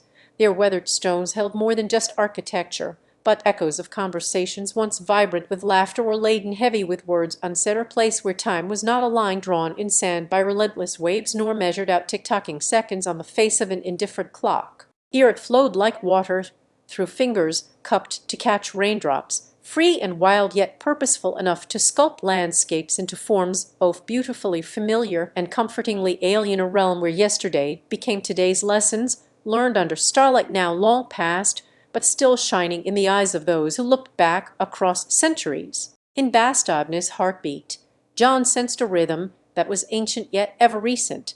It seemed to him as if he were walking through his own family's history or personal journey, unfolding upon broader landscapes steeped in communal narratives where love and loss walked hand in hand. With each step down cobblestone streets, the town's essence whispered secrets wrapped tightly within layers of time that only souls attuned to its frequency could hear, a symphony played on instruments wrought by hands long stilled, but forever resonant with purpose and passion. And then there was a pause at an unassuming door carved from oak, as if the tree itself had given birth not just to timber, but also guardianship over that which lay within a threshold between worlds, where one could slip through veils thin enough for light yet firmly rooted in reality. John hesitated before stepping inside.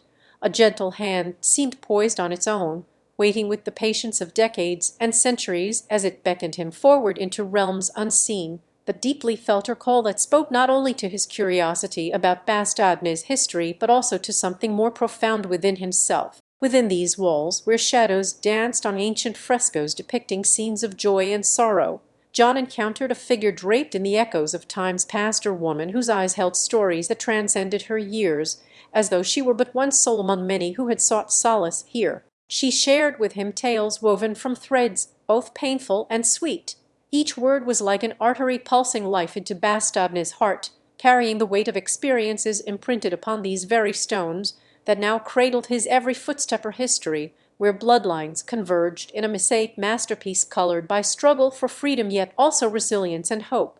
As they spoke, an understanding unfolded between them.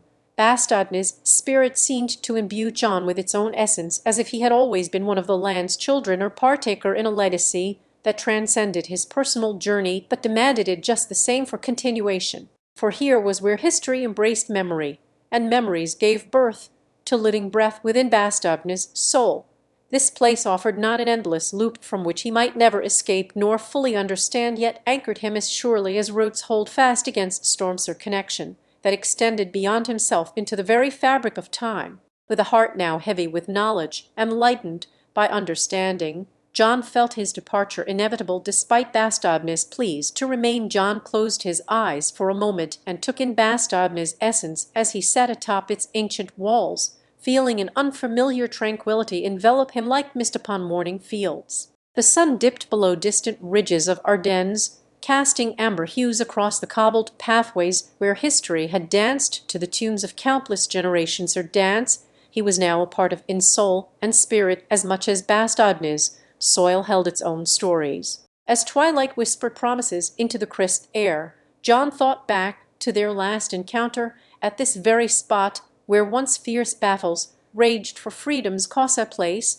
that had become his sanctuary of shared understanding and silent vows between him and Bastogne's memory. Their conversation over steaming cups of local wine seemed a world away, yet it carried the weight of ages as they traced paths walked by soldiers long gone, but whose spirits roamed these grounds in eternal vigilance for liberty's sake. John had arrived weeks ago with purpose, and now found himself here, adding not to survey or record, not even merely remembering his grandfather's tales that thread through Bastogne like vibrant strands of wool spun by the fates themselves. This time he sought a connection deeper than those stories, an empathy beyond mere recounted history, as if each stone here was imbued with silent screams for freedom, echoing across decades and carrying them forward to this very moment in which John stood on hallowed ground. Tonight's silence seemed to charge at a reverent pause between the past's heartbeat within Bastogne and his own pulse, that had once raced with anticipation of discovery, but now resonated closer to humility, a tune he seldom learned from this land which was more than just history.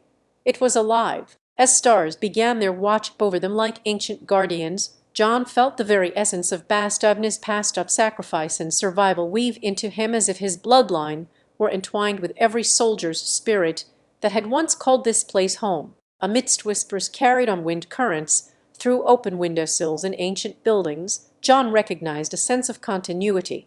The same longing for peace seemed to flow from Bastogne's present into its future, as if hope itself was nurtured here, like sacred flame or beacon, not just within these walls, but beyond them too. With each step he took upon this hallowed earth, where once brothers in arms had fought and fallen, John felt himself being drawn deeper into a narrative far greater than his own life's chapter.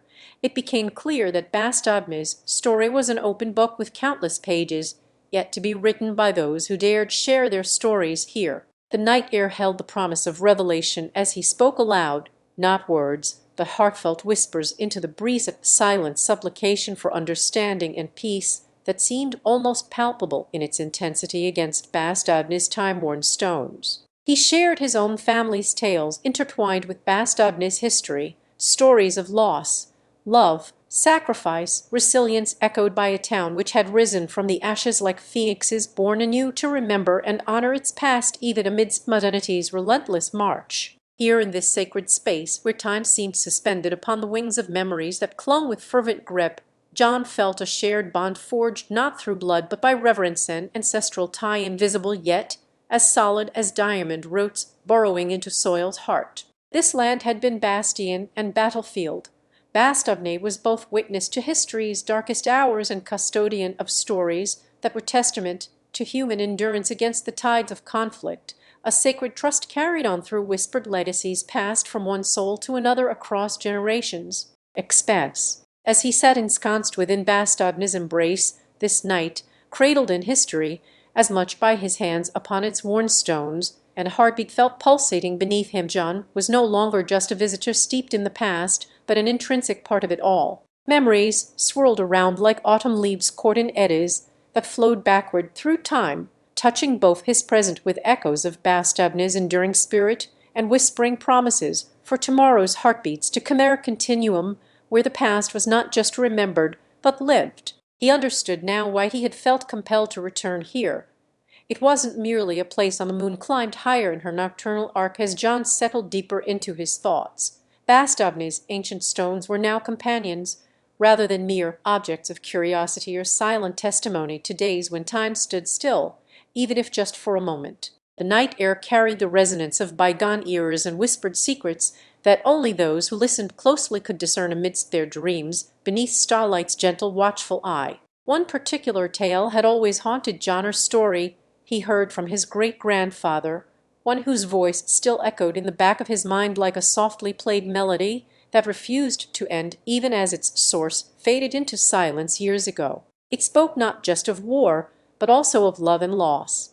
It was about two lovers who could never be together because they belonged to opposing sides, yet their devotion transcended the barriers erected by fears and politics, love that defied even Bastogne's bloodiest nights. As John's gaze wandered across the town square, it was as if he could see them in his mind, a young soldier with hopeful eyes meeting another who carried sorrow like an old friend, their hands clasping one last time before parting ways to fight for contrasting causes on different front lines. He found himself tracing paths through the cobblestone streets, feeling as though he could walk in step beside the man journeyed back across decades of separation, with each stone underfoot a testament to their shared humanity amidst chaos. Bastogne had been more than just a strategic point.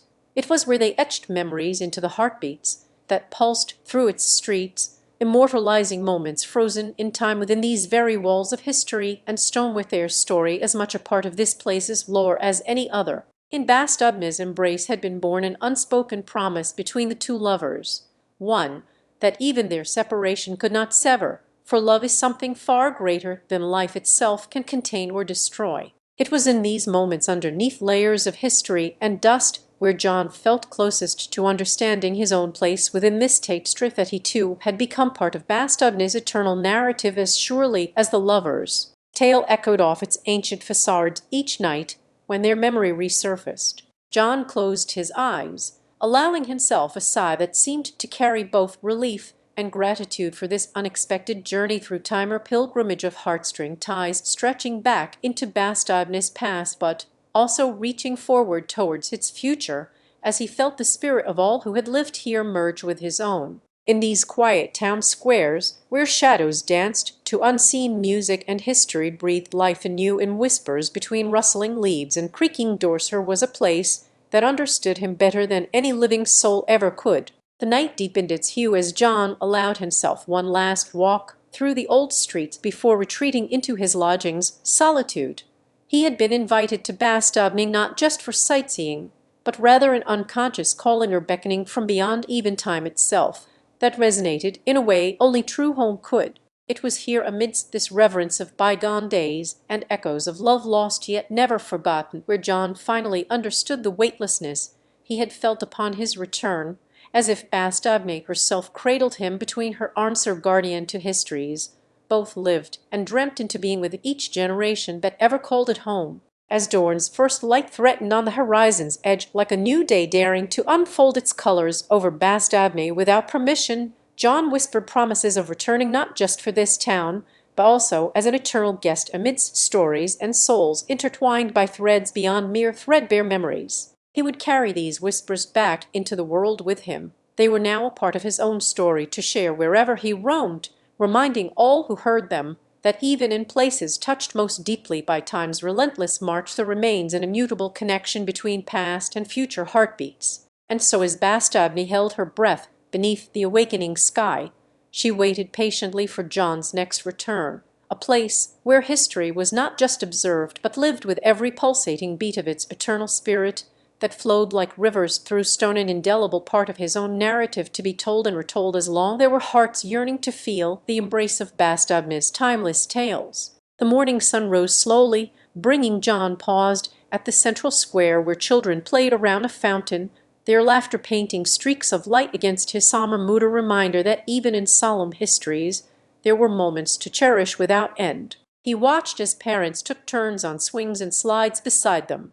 Life flowed like water between the cobbles beneath his feet, each family adding their own hues to Bastogne's vast palette of lives intertwined with this land for generations, untold, or tapestry woven from countless threads. In a small bookshop nestled in an alleyway off beaten by hurried footsteps and indifferent eyes, John found himself enveloped once more among the scent of old paper and leather spines that had been his constant companions on these nights when sleep seemed just beyond reach. The shopkeeper greeted him with a knowing smile as he perused titles worn thin by touches, eager to discover or reclaim her community's shared treasure trove where stories lived, breathed, and slept beside those who had once held them in their hands. Within the walls, lined with tomes of forgotten histories and lost souls yearning for remembrance, John discovered volumes that spoke directly to his heart, or chronicle not just of Bastogne's past but also its present, whispers amidst warfare's ghosts, where echoing footsteps had danced in the snow-laden streets. He traced with fingers,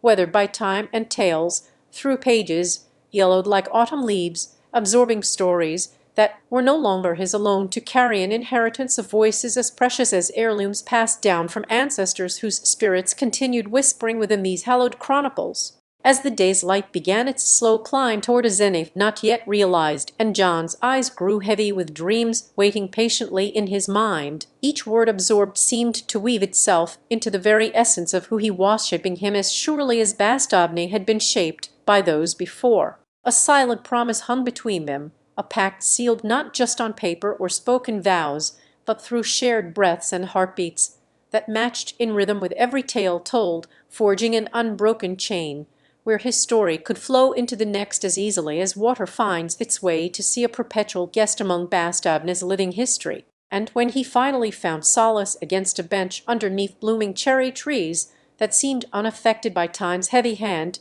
John allowed himself one more glance upon this city of stories where each dawn and dusk marked not just the passage, but also an eternal return to beginnings, or place forever holding fast in his heart, as if it were a world within a dream. Bastogne had become both sanctuary and home. He was now its voice, echoing through corridors of time for all who wished to listen or seek refuge under her watchful gaze. The sun dipped lower still on the horizon's edge as John closed his eyes, her vessel filled with Bastogne's timeless spirit that flowed within him like rivers cutting paths through ancient stone, unstoppable and eternal in their course, to reach beyond where he stood now into realms yet dreamt. The next time he would return was not just a promise made, but an assurance given, or sacred duty upheld, as Bastogne continued her endless watch over hearts that beat with the city's own, guarding love and loss alike in silent vigil until sleep finally claimed him once more beneath its nurturing blanket. As night unfurled like a dark petal across his dream-woven landscape of history and hope intertwined, John rested assured that Bastogne's tales would carry on her legacy, not just remembered, but lived anew with every whisper shared beyond her gentle embrace. For in this place, where time held its breath beneath the awakening sky, he had become a keeper of stories whose heart beat eternally at one with Bastogne's timeless pulse. The morning sun rose slowly after all as the last amber hues of sunset faded, leaving streaks of twilight across his pathway through time, John found himself standing before a weather-beaten monument or silent sentinel that had witnessed Bastogne's darkest hours and now served as an immortal record. The inscription bore the names etched into history when resistance fighters stood firm against overwhelming odds in 1944, their legacy a testament to human spirit or beacon for John, who sought solace within Bastogne's embrace and guidance on his own journey through life. John's fingers traced the names as if each letter was an echo of valorous souls whose lives were intertwined with this ancient city, their sacrifices now a sacred thread woven into its enduring tapestry. He paused in reverence before continuing on his pilgrimage to Bastogne's hearth citadel Dulmen, where modern guardians had once shielded the brave and the desperate from encroaching darkness during World War Roman II harshest winter days. The path led John past fields that lay barren now, but were then a battleground of attrition for both men and nature alike, land forever scarred, yet resilient in its recovery over time, much like the human spirit he had come to embody through his studies on Bastogne's history. With each step forward, John felt as if Bastogne's whispers grew louder within him. It was no longer just a city, but an extension of himself, a custodian whose purpose transcended time and personal gain. At the citadel Dulmen gates, he encountered only echoes where once resided courageous men who fought for liberty's cause with hearts as unyielding as steel. Here was Bastogne's spirit encapsulated in a monument that stood guard over memories not merely of war, but also of humanity, a poignant reminder from history to shape his own future dealings and interactions, urging him towards peaceful resolution where possible, while honoring the past with respect due.